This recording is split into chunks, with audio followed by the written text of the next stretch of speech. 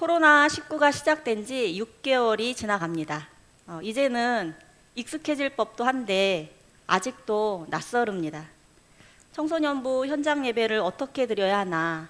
이번 주는 가능할까? 또 다음 달에는 또 가능할까? 수련회를 비대면으로 하라고 하는데 어떻게 해야 되나? 끝이 보이지 않는 시대를 살아간다는 것은 참 쉽지 않습니다. 오늘 다니엘의 삶이 꼭 우리의 모습과 비슷합니다. 다니엘은 나라가 망하고 바벨론이라는 낯선 땅에 포로로 끌려갑니다. 모든 포로들이 바벨론에 적응하고 또 바벨론 신에 섬기고 또 바벨론의 왕의 명령을 따를 때에 다니엘은 노라고 말합니다. 어떻게 다니엘은 남들과 다른 삶을 살 수 있었을까? 그 원동력이 무엇인지 오늘 본문을 통해서 낯선 땅에서 다르게 살기라는 제목으로 말씀을 나누겠습니다. 우리 1절에 보시면요, 다니엘이 살던 시대상이 나옵니다.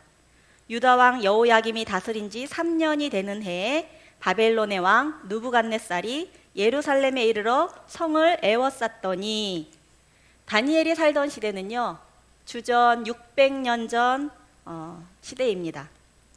하나님께서는요, 출애굽한 이후 내 말에 순종하면 복을 받고 순종하지 않으면 벌을 내린다고 말씀하셨습니다. 벌이 여러 가지가 있는데요, 가장 아픈 방법이요, 이 민족을 다른 나라에 심어버리는 것입니다. 하나님의 징벌의 한복판에 있던 시대가 다니엘의 시대였고, 또 이스라엘의 역사상 가장 힘들었던 그런 시대가 바벨론 포로기입니다. 남유다는 바벨론에게 한 번에 망하는 것이 아니고 세 차례에 걸쳐서 망합니다. 그래서 지금 다니엘이 1차로 포로로 끌려오고요, 또 나중에 2차로는 에스겔이 끌려오고요, 또 3차로는 남유다의 마지막 왕인 시드기야까지 다 끌려오게 됩니다. 그러면서 유다는 망하게 됩니다.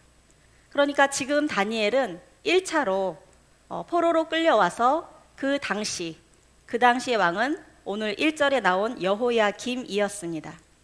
바벨론 느부갓네살 왕이 예루살렘 성전에 있는 모든 금은보화 일부를 가지고 옵니다.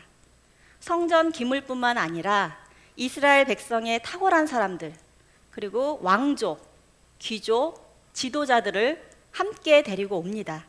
그래서 4절에 보시면요, 곧 흠이 없고 용모가 아름다우며 모든 지혜를 통찰하며 지식에 통달하며 학문에 익숙하여 왕궁에 설만한 소년을 데려오게 하였고, 그들에게 갈대아 사람의 학문과 언어를 가르치게 하였고, 갈대아라는 게 바벨론이라는 거거든요.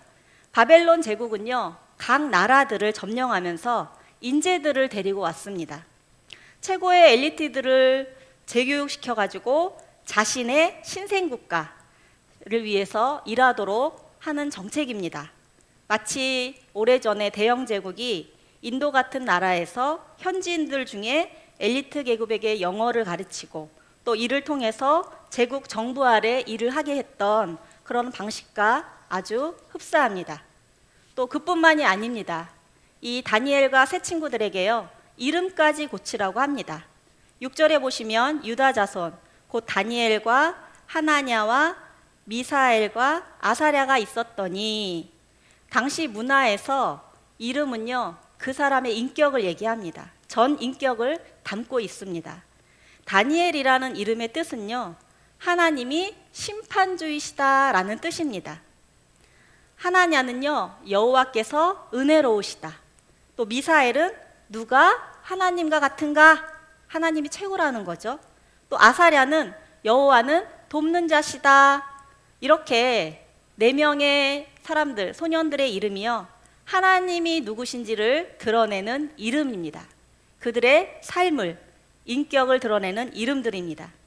하나님을 믿는 그들의 신앙을요, 이름으로 이렇게 드러내는 것입니다. 그런데 이런 이름을요, 바벨론식으로 바꾸라는 거예요. 그래서 7절에 보시면요, 환관장이 그들의 이름을 고쳐 다니엘은 벨드사살이라 하고, 하나냐는 사드락이라 하고, 미사엘은 메삭이라 하고, 아사랴는 아벳느고라 이렇게 이름을 바꿉니다.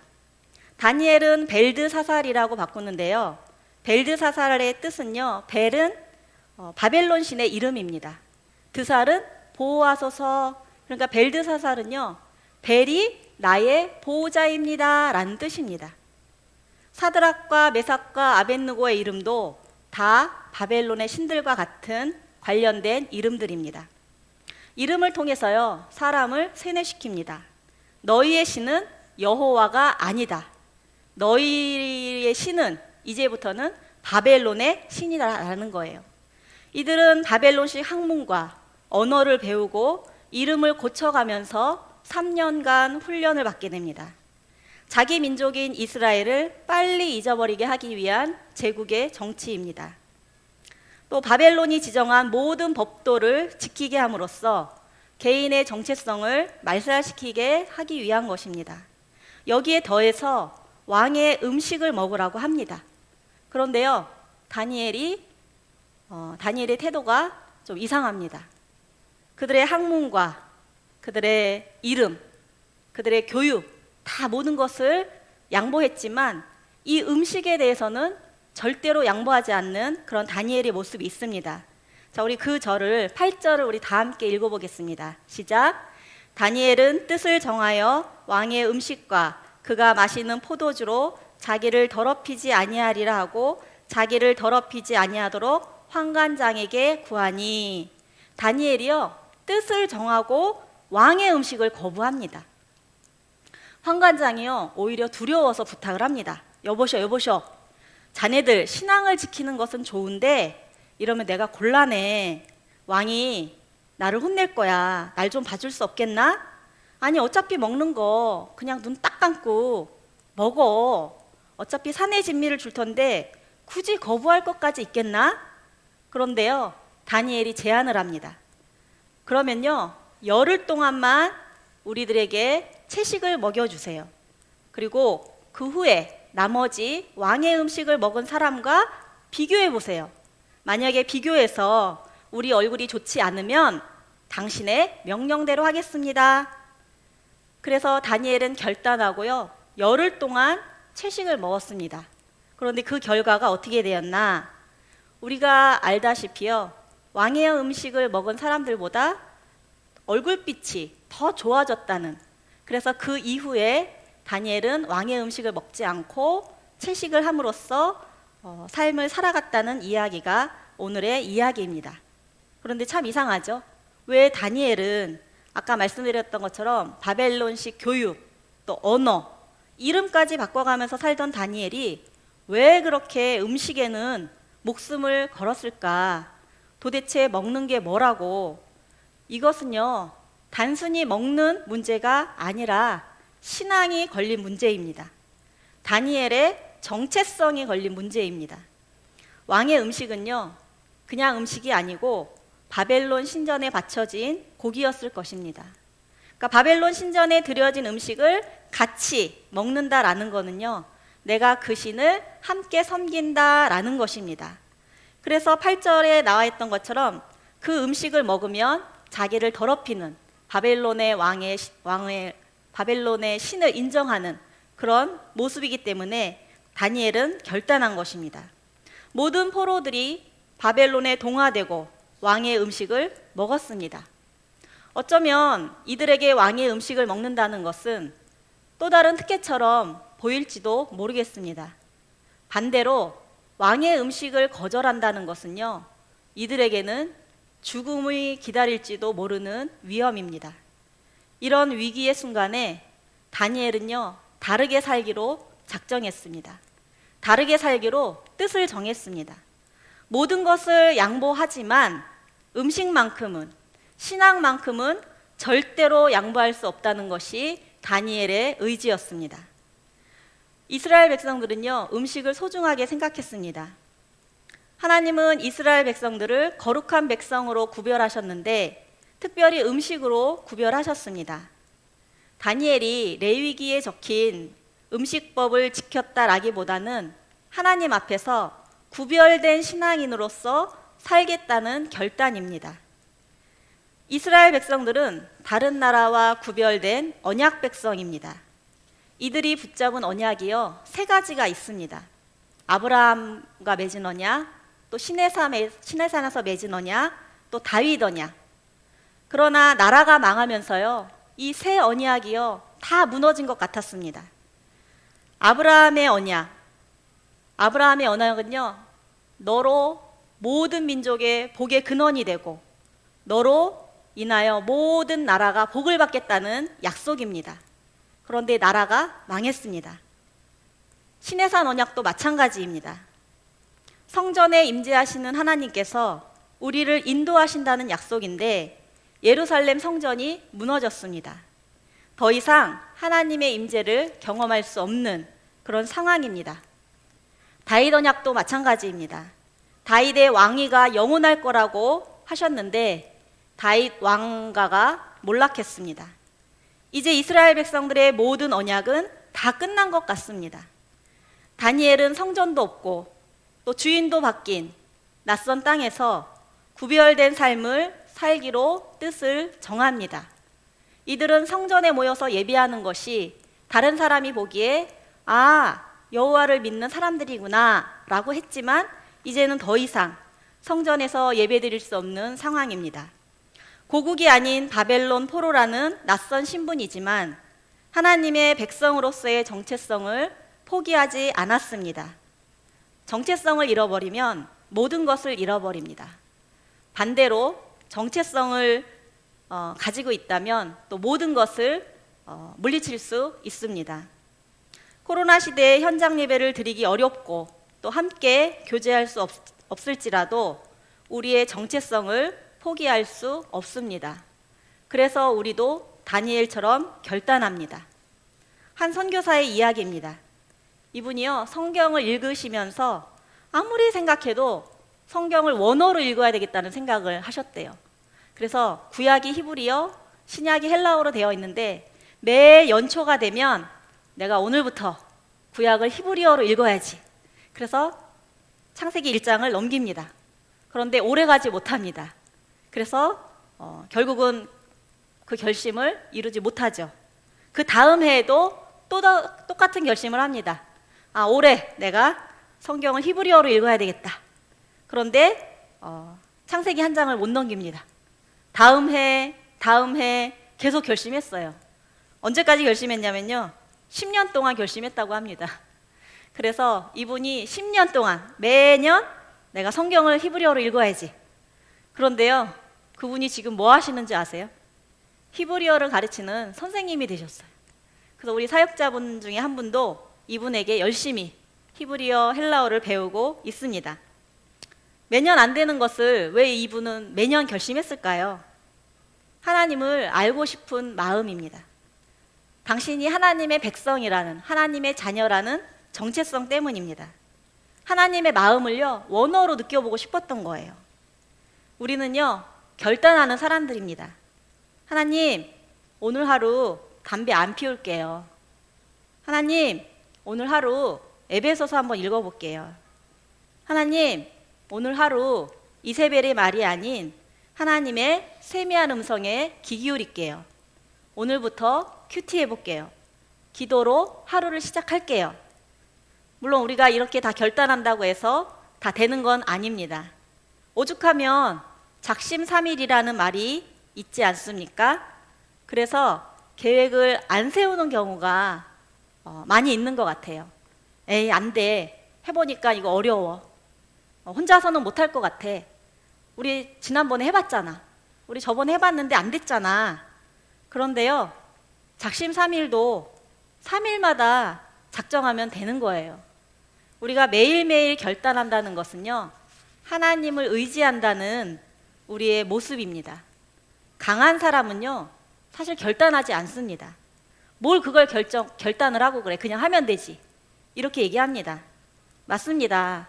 그런데요, 우리는 연약한 사람입니다. 과거에 우리 힘으로 해봤다면 이번에는 하나님을 믿고 하는 거예요. 우리는 정말 아무것도 해도 안 되네. 하나님이 도와주시지 않으면 할 수가 없구나. 여기까지 가야 이것이 우리의 진짜 정체성입니다. 우리 힘으로 도저히 안 되는, 그래서 매일매일 결단하는 것을 하나님을 의지할 수밖에 없는, 그것이 사실은 우리의 정체성입니다. 우리는 피조물이지만요, 타락한 인간이기 때문에 그렇습니다.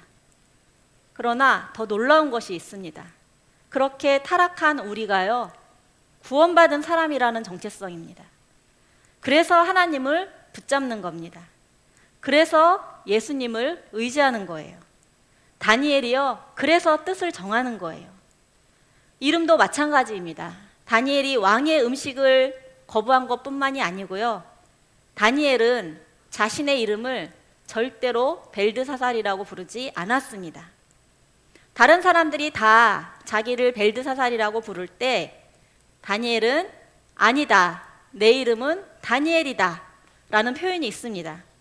우리 7장 15절에 보시면요, 나 다니엘이, 또 8장 1절에 나 다니엘이, 15절에도 나 다니엘이, 또 9장 2절에도요 나 다니엘이, 너희들이 나를 벨드사살이라고 부를지 몰라도 내 이름은 다니엘이다, 나는 다니엘이다 라는 거예요.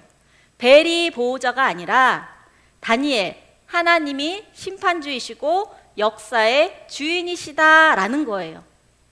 다니엘은 자신의 정체성, 하나님의 이름을 절대로 포기할 수 없었습니다. 그래서 남이 자신의 이름을 어떻게 부르던 자신의 이름 다니엘을 포기하지 않았고 또 왕의 음식을 거절한 것입니다. 자신의 정체성을 알고 하나님의 이름을 드러내고 섬기겠다고 결단하는 삶, 이것이 낯선 땅에서 다르게 살았던 다니엘의 모습입니다. 낯선 땅에서 다르게 살기 첫 번째는요, 결단하는 삶입니다. 이렇게 결단한 사람들에게 또 보이는 것이 있습니다. 하나님 앞에서 내가 누구인지를 알면요, 세상이 달라 보입니다. 눈에 보이는 현상이 아니고 현상 너머에 일하시는 하나님이 보이십니다. 하나님의 일하심이 보입니다. 이것이 낯선 땅에서 다르게 살기 두 번째입니다. 낯선 땅에서 다르게 살기 두 번째는요, 주께서 하시는 것을 보는 삶입니다. 역사의 주관자가 누구인지를 보는 겁니다. 이 역사를 누가 끌고 가나, 이 관점으로 우리 다니엘서를 다시 한번 보겠습니다. 우리 1절을 보시면요, 유다왕 여호야김이 다스린 지 3년이 되는 해에 바벨론 왕 느부갓네살이 예루살렘에 이르러 성을 에워쌌더니, 1절이요 다니엘이 처한 역사적 관점이라면 2절은요 다니엘이 처한 영적인 관점입니다. 다니엘 왕이 세계의 패권을 쥐고 이스라엘의 성전의 기물을 가져갔는 줄 알았습니다. 바벨론이 세계 최고의 제국인 줄 알았습니다. 그런데 2절에 봤더니요, 제가 한번 읽어보겠습니다. 주께서 유다왕 여호야김과 하나님의 전 그릇 얼마를 그의 손에 넘기심에 그가 그것을 가지고 신할 땅 자기 신들의 신전에 가져다가 그 신들의 보물창고에 두었더라. 바벨론 왕이 가져간 게 아니고요, 주께서 넘기신 겁니다. 주께서 유다의 역사를 바벨론 손에 넘기신 겁니다. 여기 신할이라는 표현이 있습니다. 이 신할이라는 표현은요, 마치 창세기 11장의 바벨탑 사건을 연상케 하는 동네입니다. 그 동네가 바벨론 지역인데요, 굳이 이 표현을 써서 마치 역사가 창세기 출애굽기 쭉 11개까지 왔는데 다시 창세기 11장으로 돌아간 그런 느낌을 줍니다. 그러나 2절 금방 읽었던 앞에서 주어가요, 주께서 하신 겁니다. 바벨론 왕이 옮긴 게 아니라 주께서 하신 겁니다. 주께서라는 표현은요, 아도나이라는 표현입니다. 하나님의 강력한 통치와 주권을 강조할 때요, 아도나이라는 표현을 씁니다. 제국이 뜨고 지는 것은 한 나라의 강하고 약해서 무너지는 게 아니라 주께서 움직이신다는 거예요. 주께서 어떻게 하셨나? 우리 9절을 또 보겠습니다. 하나님이 다니엘로 하여금 환관장에게 은혜와 긍휼을 얻게 하신지라. 새 번역에는요, 하나님은 다니엘이 환관장에게서 호의와 동정을 받도록 해주셨다라고 되어 있습니다. 다니엘이 뜻을 정해서요, 환관장에게 구할 때 하나님이 환관장의 마음을 움직이셨다는 거예요. 다니엘이 제안을 했을 때요, 그 제안을 받아들인 사람이 환관장이 아니라는 거예요. 하나님이시라는 거예요. 환관장은요, 다니엘의 제안을 거절해도 됩니다.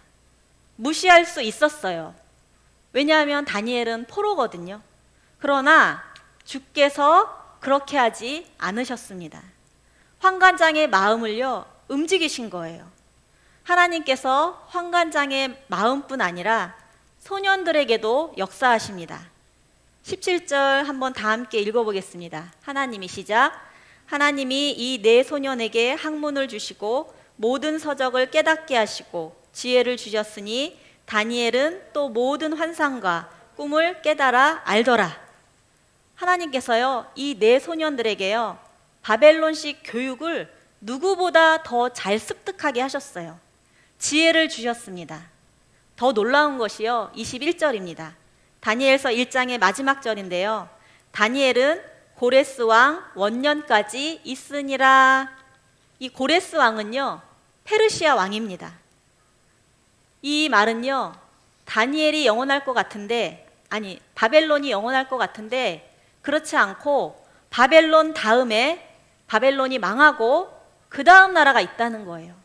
그 다음 나라가 페르시아라는 거예요. 바벨론은 자기들의 신 벨이 우리를 보호한다 라고 생각했습니다. 그러나 그 신도 결국 망합니다. 왜냐하면 인간이 만든 우상이기 때문입니다. 바벨론도 끝이 있다. 페르시아도 마지막이 있고, 그 다음에 등장하는 헬라도 마지막이 있고, 그 다음에 등장하는 로마도 최후가 있다는 것을 다니엘서가 얘기하고 있습니다. 이제는 힘이 아니라 사랑으로 통치할 왕이 온다는 거예요. 내가 직접 내려가서 통치하시겠다는 거예요. 칼과 힘이 아니라 예수 그리스도의 십자가의 사랑으로 우리를 통치하시겠다는 겁니다. 오직 하나님만이 역사의 주관자이십니다. 주께서 하신다는 거예요. 주께서 하십니다. 이것이요, 다니엘서 1장이 말하는 복음입니다. 주께서 하십니다. 그래서 주께서 다니엘서 전체를 지배하는 단어입니다. 아니, 이스라엘의 역사 전체를 관통하는 단어입니다. 하나님께서 이스라엘이 포로 시대를 맞이하는 1차 포로에요, 다니엘을 미리 보내신 거예요. 우리 요셉도 마찬가지입니다. 하나님께서 요셉을 애굽에 보내셔서요, 세계적인 기근을 대비하시고 야곱과 맺은 언약을요, 신실하게 지키십니다. 그래서 아브라함의 하나님, 이삭의 하나님, 야곱의 하나님, 언약을 맺으신 하나님께서 요셉의 삶을 통해 그 언약의 풍성함이 무엇인지를 보여주십니다. 하나님의 구별된 백성을 지키시는 하나님의 방법입니다. 다니엘이요, 그런 큰 하나님의 계획 속에서 끌려온 것입니다. 사실 이 시기에 성전도 없고 이 이스라엘 백성들은요, 메시아를 기다리는 메시아 대명 사상이요, 점점 커져갑니다. 성전에서 예배했던 것이 얼마나 행복한 일이었는지 그리워합니다. 그러면서 오실 메시아, 이사야가 말한 메시아, 다니엘이 말하는 인자, 그 예수 그리스도를 기다리는 그 대망 사상이 꽉 차게 되는 것이 바벨론 포로 시기입니다. 이렇게 역사의 주관자이신 하나님이심을 알고 또 뜻을 정하고 나아간 사람들의 결과가 어떤가? 우리가 알다시피 왕의 진미를 먹은 사람들보다요, 얼굴빛이 더 좋아졌다는 거예요. 우리가 하는 말로 때깔이 좋아진 거죠. 채식을 해서 좋아졌다는 게 아닙니다. 채식하라는 이야기가 아니고요, 실제로 하나님과 관계 맺는 사람들은요, 얼굴빛이 좋습니다. 실제로 얼굴이요 밝아집니다. 우리 나이가 들면 자기 얼굴에 책임을 져야 한다고 합니다. 화장을 잘하라는 게 아니고요. 성형을 하라는 얘기가 아니고요. 인격이 얼굴에서 드러난다는 거예요. 주일날 어떤 집사님을 보면요. 저도 얼굴에 미소가 지어지는 분이 계십니다. 그런 분은요. 또 자꾸 보고 싶어요. 또 새신자가 우리 교회 오면요. 너무 좋다고 합니다. 뭐가 좋으냐고 물어보면요. 한가족부 식구들이요. 항상 웃는 얼굴로 맞이해 준다는 거예요. 함께 밥도 먹고 극진한 환대를 받는다는 거예요. 주님이 나의 하나님이심을 알고 그분과 생명의 교제를 하기 때문에 얼굴이 해같이 빛나는 겁니다. 우리 마태복음 4장 4절 한번 다 함께 읽어보겠습니다. 예수께서 시작. 예수께서 대답하여 이르시되 기록되었을 때 사람이 떡으로만 살 것이 아니요 하나님의 입으로부터 나오는 모든 말씀으로 살 것이라 하였느니라 하시니. 말씀을 맺겠습니다. 다니엘이 낯선 땅에서 살아갈 수 있었던 것은요, 내가 누구인지 자신의 정체성을 잘 알았기 때문입니다. 비록 바벨론 포로의 신분으로 살아갔지만 하나님의 백성이었기에 결정적인 순간에 신앙을 지키기 위한 결단을 할 수밖에 없었습니다. 왜냐하면요, 바벨론 왕보다 더 크신 존재가 있다는 것을 알았기 때문입니다. 바벨론 왕보다 더 위대하신 하나님이 역사의 주관자이심을 알았기 때문입니다. 그래서 결단할 수 있었습니다. 그리고 이 모든 것은요, 주께서 하십니다. 낯선 땅에서 다르게 살기는요, 첫 번째 결단하는 삶이고 또 두 번째는 주께서 하시는 것을 보는 삶입니다. 낯선 코로나 시대에 우리도 변함없는 구원받은 성도입니다. 환경이 우리를 지배하는 것이 아니라 우리의 정체성이 우리를 지켜줍니다. 하나님의 백성이라는 정체성을 지키려고 오늘 우리는 이 자리에 와서 또 예배를 드립니다. 사실 지금 휴가철이고 또 비도 오는 수요일 이 저녁에 이렇게 예배를 드린다는 게 쉽지 않지만 또 우리가 하나님과 호흡하고 싶고 또 말씀에 대한 사모함으로 예배에 참여한 줄 믿습니다. 우리는요, 오늘도 내일도 결단하는 사람들입니다.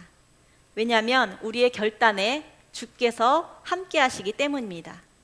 낯선 땅에서 다르게 살았던 다니엘처럼 낯선 시대에 또 결단하면서 예수님과 생명의 관계를 이어가시길 축복합니다.